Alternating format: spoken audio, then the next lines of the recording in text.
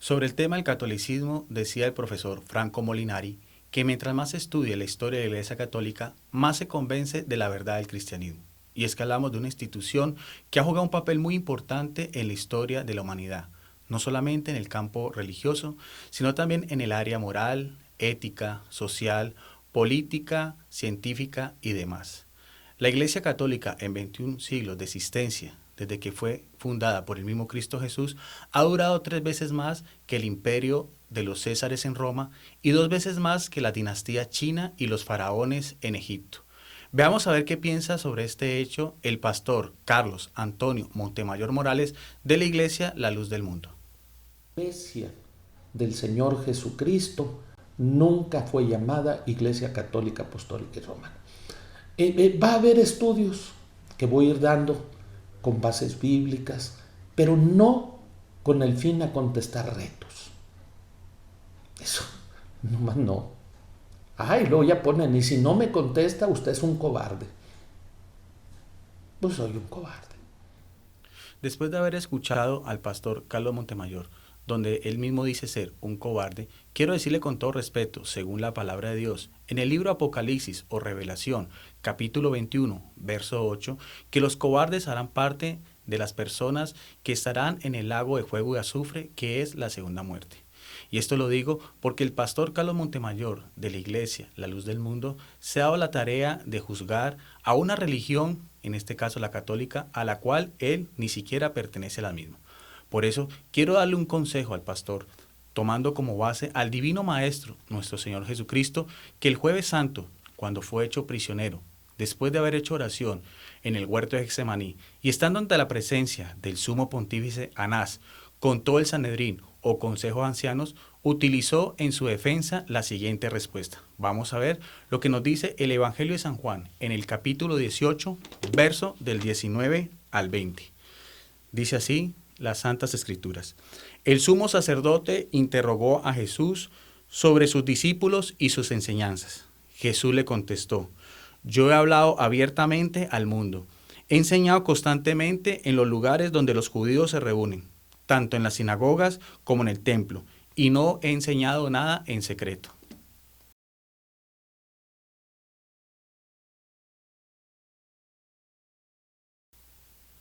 Sobre el término Iglesia Católica, Apostólica y Romana, vamos a ver la opinión del pastor Carlos Montemayor Morales.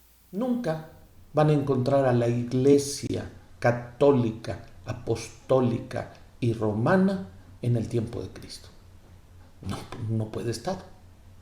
Pero que en el segundo siglo, que en el cuarto siglo, pues digan todo lo que quieran. Pero en el tiempo de la Biblia, aunque la doctrina es para todas partes, no era su nombre Iglesia Católica, Apostólica y Romana. Después de haber escuchado al pastor Carlos Montemayor, podríamos decir lo mismo de la iglesia a la cual él pertenece, la Luz del Mundo, que tampoco aparece de una forma textual en las Sagradas Escrituras.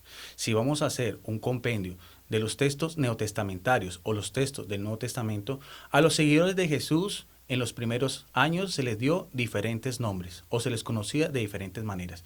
Durante al menos los 10 primeros años fueron vistos como una nueva secta salida del judaísmo. Así eran llamados tanto por los hebreos como por los romanos. Ellos, por en cambio, se denominaban como los del camino o los que pertenecen al camino y estaban centrados en Jesucristo, quien es el camino, la verdad y la vida, como nos dice Juan 14:6. Del mismo modo, se les identificaba como los nazarenos, haciendo alusión a Jesús de Nazaret. Entre todos ellos se trataban como verdaderos amigos, nos dice la tercera epístola de Juan en el verso 15. Sin embargo, la distinción más común fue el título de cristiano, que viene del griego cristianoi, que aparece en Hechos 11:26. Así se identificó a los seguidores de Jesús en la provincia romana de Antioquía, en la actual Antaquia, en Turquía, hacia el año 37 de la era cristiana. Ahora bien, si vamos a ver el término Iglesia Católica, se empezó a utilizar en el año 106 por uno de los primeros escritores del cristianismo llamado San Ignacio de Antioquía. Estas dos palabras vienen del griego. Acordémonos que el griego es el idioma en que se escribió el Nuevo Testamento. La palabra eclesia quiere decir asamblea o reunión de fieles, y el término católica o católicos quiere decir universal, dando a entender que la única y verdadera iglesia fundada por Jesucristo estaría esparcida por todo el mundo.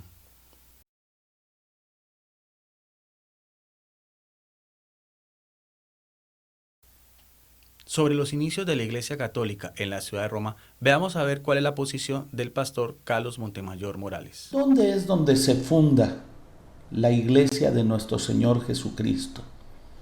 Él lo dijo, que fueran a predicar a todo el mundo, comenzando desde Jerusalén. No era Roma el lugar del inicio.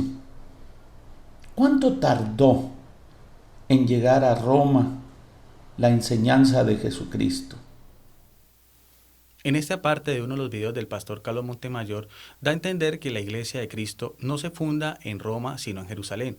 Y en parte tiene razón. Jerusalén, llamada la ciudad de Dios, la ciudad de la paz o la ciudad del rey David, capital de la antigua Palestina, el país donde vivió Jesús, es por así decirlo el epicentro o el punto inicial de la predicación del Evangelio o la Nueva Nueva, pero no sería el punto de llegada. Si vamos a ver más adelante en otro pasaje donde nos habla del mensaje final que da Jesús a sus apóstoles antes de regresar a la presencia del Padre, les da la siguiente indicación. Vamos a remitirnos a la palabra de Dios en el libro de los Hechos de los Apóstoles, en el capítulo 1, verso 8. Dice lo siguiente la palabra de Dios. Vamos a utilizar inicialmente la Biblia de América. Dice así las Santas Escrituras. Ustedes recibirán la fuerza del Espíritu Santo.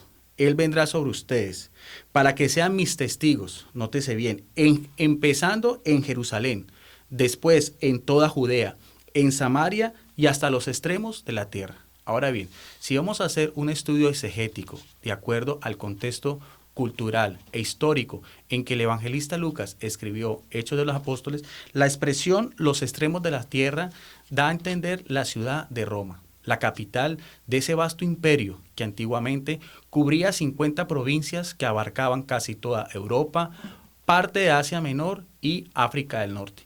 De hecho, si nos vamos a ver en el mismo libro de Hechos de los Apóstoles, en el capítulo 28 nos va a hablar del final de uno de los dos príncipes de los apóstoles o uno de los dos principales apóstoles, que es Pablo, el apóstol a las naciones.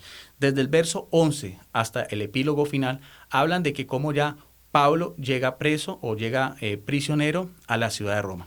Vamos a ver qué nos dice la Biblia de América al respecto en una nota exegética al pie de página. Con la predicación y enseñanza de Pablo en Roma se complementa el programa misionero trazado por Jesús en Hechos 1:8 y termina así este libro de los Hechos de los Apóstoles. El final de la vida de Pablo interesa muy poco, tampoco se dan muchos detalles. Es evidente que no es el mensajero lo que cuenta, sino más bien el mensaje que ha llegado hasta Roma.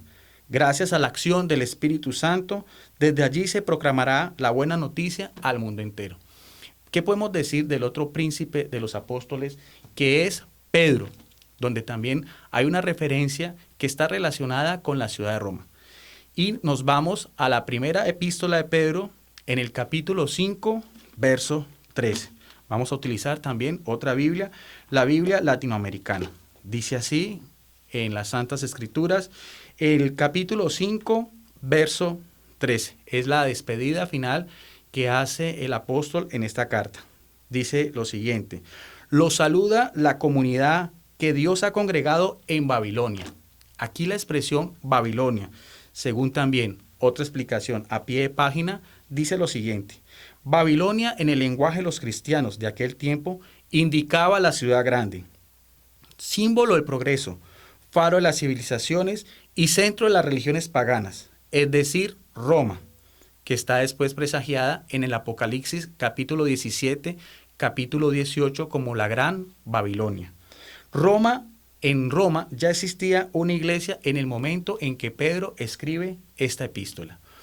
Por otro lado, desde el punto de vista de la tradición cristiana, nos dice que hacia el año 64 o al año 67 del siglo I, estos dos apóstoles, Pedro, el apóstol de los judíos, y Pablo, el apóstol de los gentiles, dieron su vida en esta misma ciudad.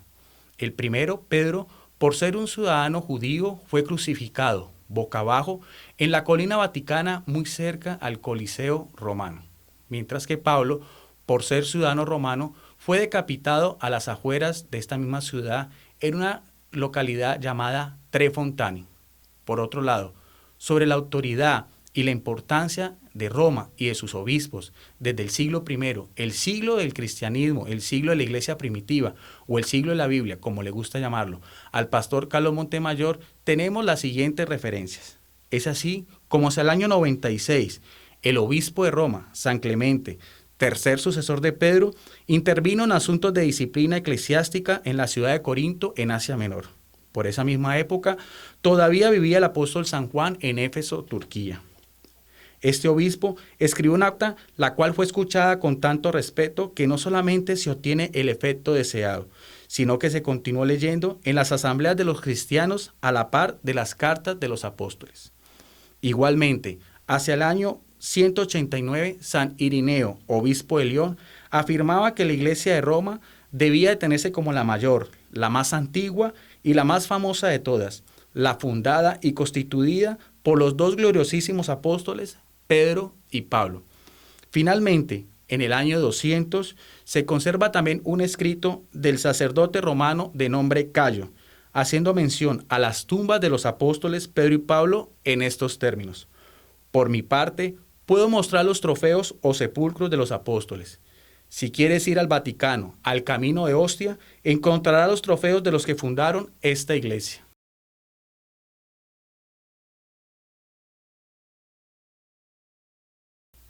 Sobre la historia del cristianismo, algo sobresaliente es la llamada gesta de los mártires. La palabra mártir quiere decir en griego testigo, que fueron los cristianos que por llevar a Jesús en su vida derramaron la sangre, tal cual como lo había profetizado el mismo Jesucristo en el capítulo 5 del Evangelio de San Mateo, conocido como el Sermón del Monte. Estas persecuciones o matanzas se inician en el año 64 con el emperador romano Nerón César, cuando hizo un decreto que decía en latín, ut Christiani nocin, que quiere decir no es lícito ser cristiano. Al respecto decía el historiador romano también, Suetonio, que murió en el año 120, en su obra sobre el emperador lo siguiente. Los cristianos, clase de hombres llenos de supersticiones nuevas y peligrosas, fueron entregadas al suplicio. Veamos algunas de las formas como estos cristianos dieron su vida, sobre todo en las arenas de Roma. En el anfiteatro eran obligados a representar escenas teatrales antes de ser estrangulados. Otros eran condenados ad bestias, es decir, a las bestias, donde se les colocaba pieles de animales para ser devorados por leones, osos, hienas y mastines en el circo máximo. Otros también eran atados a cuernos de un toro que los pisoteaban y destrozaban contra las rocas. Se conserva el acta de martirio de Santa Perpetua en el año 203 en Cartago, Norte de África, en las persecuciones del emperador romano Séptimo Severo. Asimismo, se les colocaba la llamada túnica molesta, que era un saco cubierto con pez y azufre. Los colgaban después en postes, donde se les prendía fuego y alumbraban así por las noches los jardines del emperador Nerón, donde se realizaban carreras nocturnas de carros tirados por caballos. Otros también se envían como antorchas humanas en la Vía Apia, un camino que conduce a la ciudad de Roma. Finalmente también eran crucificados en masas. En el Palatino de Roma se encuentra una imagen de burla al crucificado, con cabeza de asno. Esta era una de las formas como los paganos humillaban a los cristianos y se burlaban de ellos en esta pena capital del siglo III.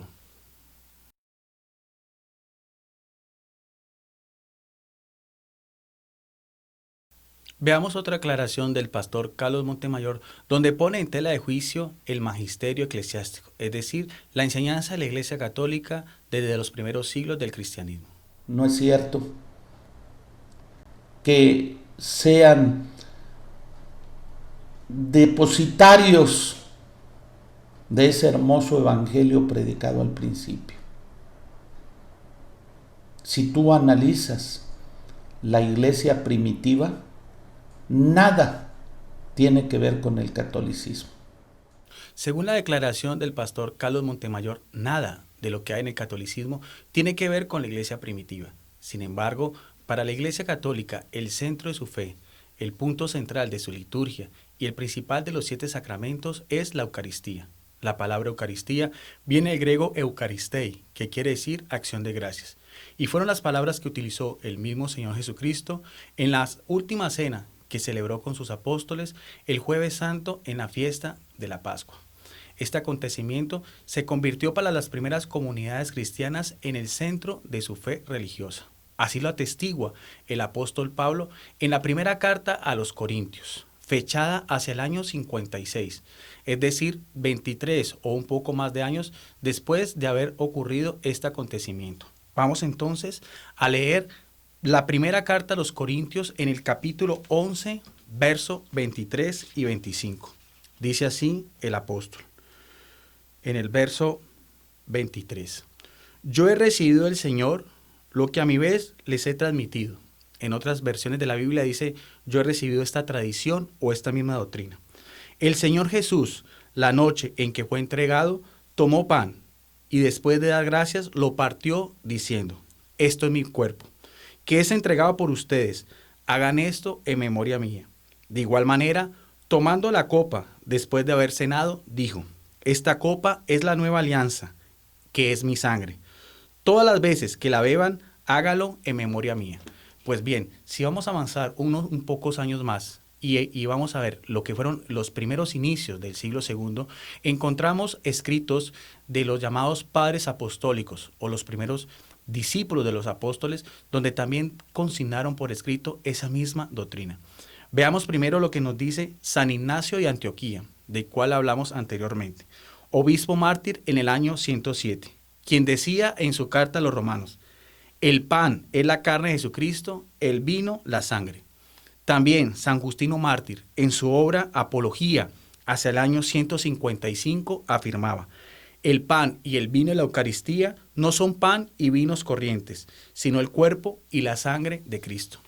Del mismo modo, podemos resaltar lo que sucedió en el siglo VIII, en una población italiana llamada Lanciano, Italia, cuando un sacerdote basiliano, en el momento de la misa, que es conocido como la elevación, la transustanciación, dudó de la presencia real de Jesucristo. Y para asombro suyo, la hostia se convirtió en carne de corazón humano y el vino en sangre de tipo AB, un grupo sanguíneo muy común en las personas de raza judía. Esa misma sangre ha sido encontrada en la sábana santa en que envolvieron el cuerpo del Hijo de Dios al ser bajado de la cruz y que se conserva en la Basílica de San Juan Bautista en Turín, Italia. Este milagro, que ha permanecido incorrupto por más de 13 siglos, ha sido plenamente confirmado por diferentes estudios médicos y análisis de laboratorios y tiene el aval de la OMS, la Organización Mundial de la Salud, que es una dependencia de la ONU, la Organización de Naciones Unidas.